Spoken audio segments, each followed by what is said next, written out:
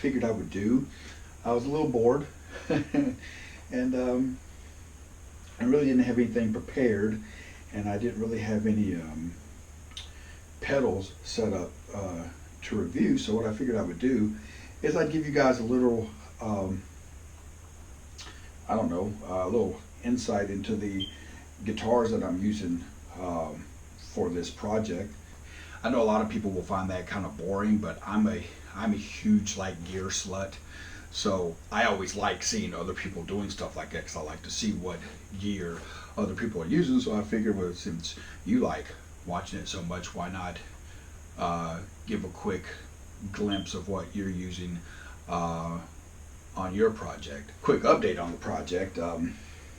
We finally got, as most of you know, or some of you know, I won't say most, but some of you know, and all of my close friends know, the laptop that I was using to try to record this project, which was an old MacBook Pro. I bought a new computer, a new recording software, because the recording programs and things that I were using were Apple based, and they were Apple only programs. So I'm in the process now of relearning my recording program, my recording software. I'm using what am I using? I'm using no. My main recording program I'm using is Sonar Platinum, and then I'm also using Traction a little bit, and I'm still using my Logic Pro, but I'm only using Logic Pro to run some of the sequencers and stuff out of it for recording purposes. So anyway, so as far as the project goes, that's what slowed everything down. I don't learn computer stuff like I learn music. So I learn computer stuff on a much slower curve. So I predict that I should be up and running as far as full-fledged recording probably December. Just because I'm still trying to learn all the tricks and everything to getting my drums and everything to work in this program, and then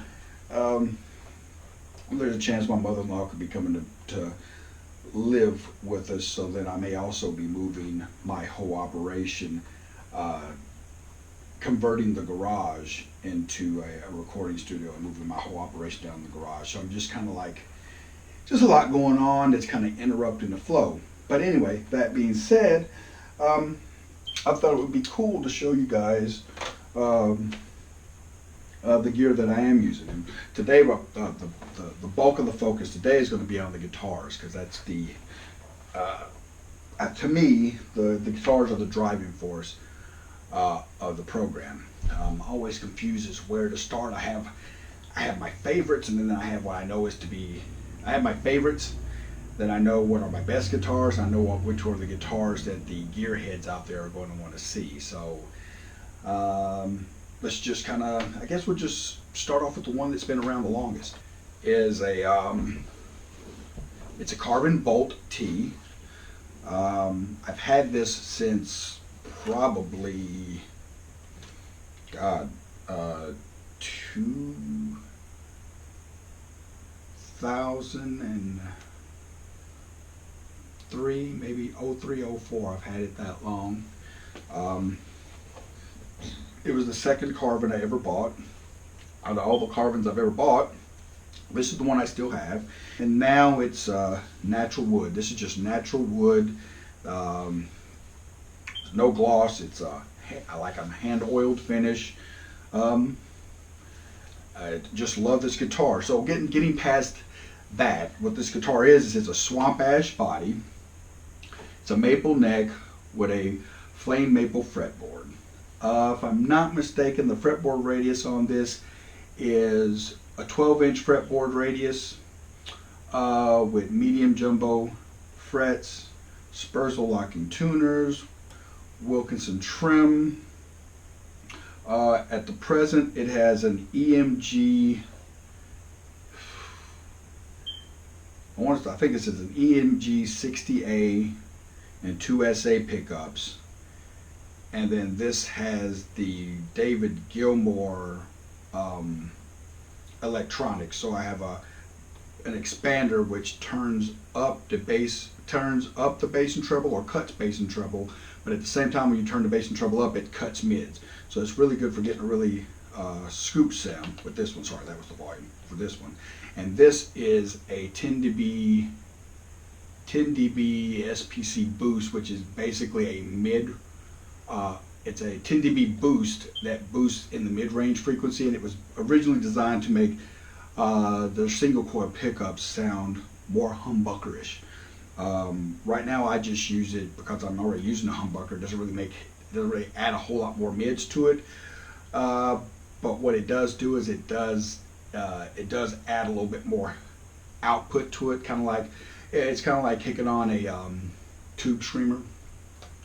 It's been upgraded to, I put a 18 volt mod in it, so it's running two 9 volt batteries in series. And yeah, that's this guitar. It's been an absolute workhorse for a very long time, and I don't see this one really ever going anywhere. I do see, however, my love affair with EMG pickups has finally come to an end. So here in the next 8 weeks, I will be taking these pickups out and replacing them with passive pickups. Not sure exactly which ones as of yet. I got a couple of options. I even have some spare pickups left over, so we'll just see what, we'll see what makes the cut and what gets in there. So even moving right along, a made in Mexico Fender Standard Stratocaster. Really nothing special about it. It's just a run-of-the-mill Strat. I did add spurs locking tuners to it. That's about the only thing that I've done to this one. I'm a big fan of single coil pickups. That's probably, even though all my guitars with the exception of two, all run humbuckers. And that being said, my favorite tone is a single coil equipped guitar. So I always have to have at least one in the arsenal. Maple neck, alder body. Really nothing special. Like I said, I redid the tuning keys and put locking spurs tuners on it. The only other things I plan to do is I'm going to replace these saddles with the more modern saddles, because I find these to be a little uncomfortable on my hand. And I'm going to put some vintage single coil pickups in it. But yeah, that pretty much is it for this one. This is my Frankencaster basically right now. It started off life as a Squier. It was a Squier. It was a Squier Telecaster. It cost like $150. It wasn't much to it at all. When the guy showed it to me and told me I needed to try it, I kind of laughed, because I'm not really into the whole. Something's got spilled on here. I'm not into the whole Squier. Just the whole Squier thing. There's usually not my cup of tea. But once I played it, played really well. I was like, wow, I can't believe it plays this good for a $150 guitar. So I said, as well as this plays, I could invest some money into this and turn this into a real player. So I did, and I'm still in the process of figuring out what I want to do with it. The only thing that I've done with it so far is added this back plate to it, which was purely cosmetic, and I put a set of EMG Telecaster pickups in it, or a T set. Of course, right out the back from my battery box right there. What else I plan on doing with it? I was going to replace the neck, but it has some natural flaming going on in this region of the neck, and I kind of like that. And the neck is comfortable and plays well, so I'm not going to replace the neck. I'll probably just wind up replacing the tuning keys, and like I said, I'm not doing EMG anymore, so then I'll put a passive set of these in here, and then I'm going to take this off and put a left-handed left-handed Bigsby tremolo system that's made for that's made for Telecasters. So that'll be all that gets done to this one. But as it is right now, it plays good and it sounds good. So over to the big dogs. These last two are the main two guitars that I use for everything. The third one would be my carbon bolt. But the top two guitars are the ones I'm getting ready to show you. Now this is my Suhr Modern Custom. This was the very first Suhr guitar I ever played. I wasn't really sure of what my opinion of Suhr guitars were. I mean, I'd seen them in magazines, never actually put my hands on one, never played one. Being left-handed, even more so, was much harder to actually get a hold of one, to put my hands on it to see what I thought. It just so happens one day I walked into a music store, the Open Chord, in Knoxville, Tennessee, and they just so happened to have a left-handed, this left-handed Suhr guitar on the wall. And at the time when I bought this guitar, I had just gotten a Les Paul, a Music Man Silhouette, and an Epiphone Casino. So not the best time in the world to find the guitar to find your dream guitar, basically, because I was pretty satisfied with what I owned. And then, I took it down just because not because I wanted to buy it. I took it down to try it just because I always wanted to play a Suhr guitar, just to see if they lived up to the hype. Dramatic pause, and they do. Quite frankly, this guitar was the best playing guitar that I've ever played, and I've been playing for, it's 2016, and I started playing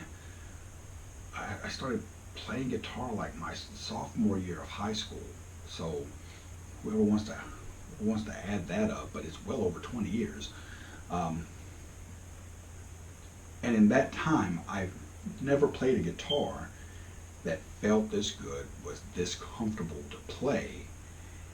And the other thing I liked about Suhr that really got me, as opposed to some of the other guitar companies, was I could look at other guitars and look at their price tag, and I go,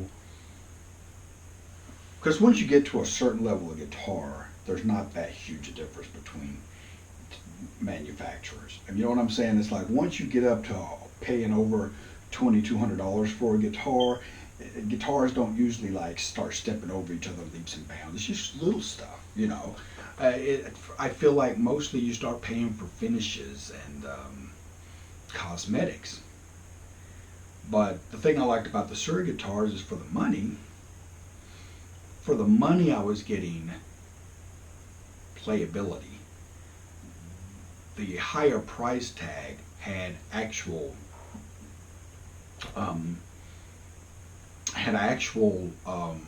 options that were player-oriented options attached to it. Like, it was as much or more than some Les Pauls, but at the same time, I got a compound radius fretboard. I got stainless steel frets and impeccable fret dressing. I got a blower switch, which allows me to, no matter where I've got this thing set up, no matter what I do with the controls, when I hit this switch, when I press it in, it's this pickup wide open. And that's pretty cool. It had a roasted maple neck. A lot of people think that's just a cosmetic thing, but it's not. There's something that happens in the process of roasting the neck that draws out all the excess moisture and makes the neck more stable. So once again, it's actually a build thing. And there's not too many, you can't find too many guitars that in your hands are going to feel more comfortable than a Suhr. Excuse me. You can have your own opinion about a lot of things, but the one thing you won't say, you can say, oh, well, you know what, because I'm one of those guys where I can tell you, oh, I love to play a Strat. I love my Strat. And even if that was, I went and played an American Vintage the other day, and I loved it. But I would never be one of those guys who would lie to you and tell you that American Vintage Stratocaster was as comfortable as my Suhr Modern Custom, because it's not. It's a completely different animal, completely different beast. So yeah, this was like the main one that got it started. So once I got this one, I was like, you know, I like this one so much, I'm not going to want to switch between this one and another guitar. I'm going to want to switch between this one and something that feels very similar to this. And although I want it to feel similar, I don't want it to be exactly like this one, because this one already does what it does, and I need something to cover maybe a different footprint. So that leads me to, this is, now the first one was a Suhr Modern Custom. This is a Suhr Modern Pro. The other Suhr guitar was an alder body. This one is what Suhr considers to be his the great tonal combination of woods. To John Suhr is a basswood body with a maple cap. And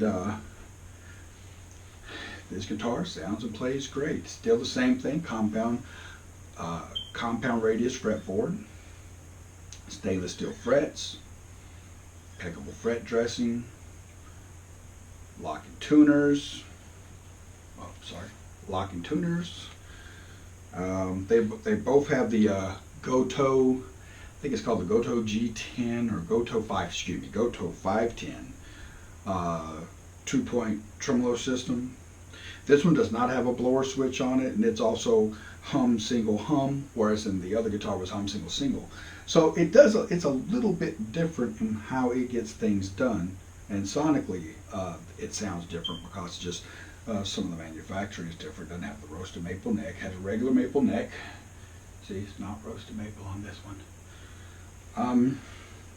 But it is an incredible guitar. They both are. And like I said, nothing feels like them except for another Suhr. Like for years, I never thought that any guitar under the sun felt as good as my Carbon Bolt did. That used to be the guitar that I used to measure all guitars by that Carbon. I would take it with me, and if I wanted to buy a guitar, it had to outplay that one, because that was the one I spent the most time on. That was the one that was like the most comfortable thing to me. But now that I play these two have gotten so comfortable that it takes me a minute to adjust to the Carbon, because it's a completely different, the neck and everything, it's a completely different beast. Great neck on the Carbon, don't get me wrong, it's a great neck, but it's a completely different style neck than what's on these Suhr guitars. So yeah, so guitar wise, that's pretty much what we're rolling with. The pedal board's pretty understated right now. I'm using a Polytune, TC Electronics Polytune for all my tuning needs. Everything is not hooked up right now, only because I've been doing some pedal reviews and stuff, so that's why it's not all plugged in together right now. My main distortion sound is coming from an JHS AT1 Andy Timmons signature pedal. Whenever I need a little extra juice, I am boosting that with a overdrive pedal from Jet City. Because a lot of you guys know Jet City is known for doing the thing where they get big time amp designers to design an amp for them, and then they do the production all overseas in like China or somewhere like that, so that the cost is really next to nothing, and so it's pretty cool. It offers a kind of like a high quality, low cost option for people. When I say high quality, I'm not talking about quality of internal parts, but just the quality of the design, because you've got some really good gurus building the stuff, and just the amps sound great, in my opinion. I mean, everyone has their own opinion. I'll think there.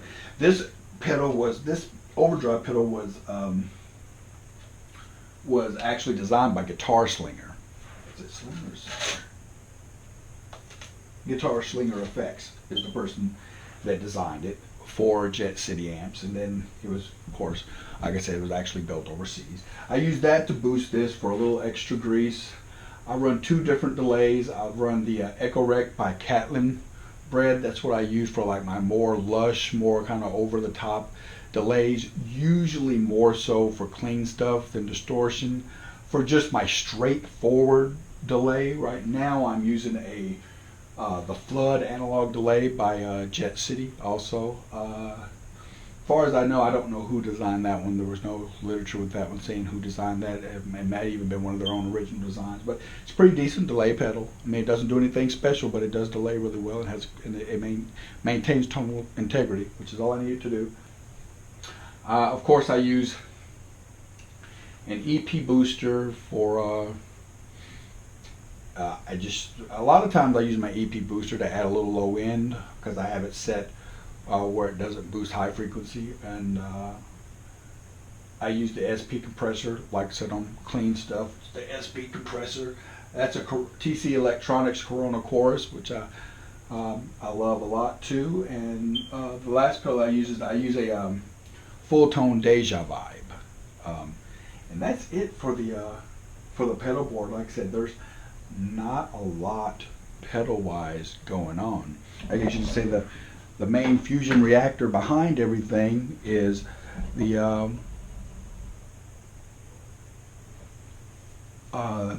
PRS Blister Tone 50. The Blister Tone 50, for the most part, is it's a 1-channel amplifier. I've had 2 guys kind of look at the schematics. If you ask Paul Reed-Smith, he'll tell you that the Blister Tone 50, because I sent an email to Paul Reed-Smith because I couldn't find much literature on it after I bought it. He'll tell you that it is basically a hot-rodded version of their, I think he said, the Sierra amp, which pretty much doesn't tell you anything, but thanks anyway. But having had someone open the amp up and look at it, because I wanted to have a couple of things modded on the amp in order to tailor it to exactly what I wanted it to do, the people that have opened it up and looked on the inside say it's definitely a kind of like a British American hybrid design. It's somewhere in the middle of it's like Fender meets Vox, not Fender meets Marshall, but it's kind of like a Fender Vox hybrid circuit. What all that means, I don't know. It sounds great, and that's probably the most, not probably, but is the most important thing for me. It sounds great, has a really unique, cool look to it with the flame maple strips on it. It's just a great amp. These amps come in 2 different versions. One's with built-in reverb or an effects loop. I went for the built-in reverb, and the reverb sounds gorgeous. The 212 cab has 2 vintage 30s in it, and that is the complete recording setup with the exception of the computer and all that other boring stuff. So yeah, basically in a nutshell, that is the long-winded explanation of everything that's going tonally into this project. It's not really a lot. I have 2 pedals that I am adding to the pedal board. I just haven't gotten them yet. I'm going to add a triple drop by Tone Technologies. That's going on the pedal board, and that's going to handle my 2 different gains. Because right now I'm using the Andy Timmons for high gain. I'll use the Tone Technologies pedal for medium gain, and then I'll use the Guitar Slinger pedal for the moment. I'll use the Guitar Slinger pedal to boost them. But eventually the guitar slinger pedal will go away and I'll use a TS 808 or a Maxide 808 as the gain boost pedal. But anyway, so that's what's going to happen there. And I'm going to replace the flood analog delay pedal is going to get replaced with an MXR Echoplex pedal. Other than that, that's the you know, that's it. If there's anything that you saw that you would like to see like a detailed review on, just hit me up in the comments section, and I'll be more than happy to do a review of any of the guitars or any of the pedals that you saw. I've already did a review of the Blistertone 50, so you can you know, check my page for that, or if there's any specific thing you want to hear or see the Blistertone 50 do, if I have the equipment to do it, I'd be more than willing to tape it and get that out there for you. But anyway, with all that being said, I'm Gillen H2O. This has been Gear in Review, and basically, I mean, for lack of a better term, I guess this has been my poor man's rig rundown. Subscribe.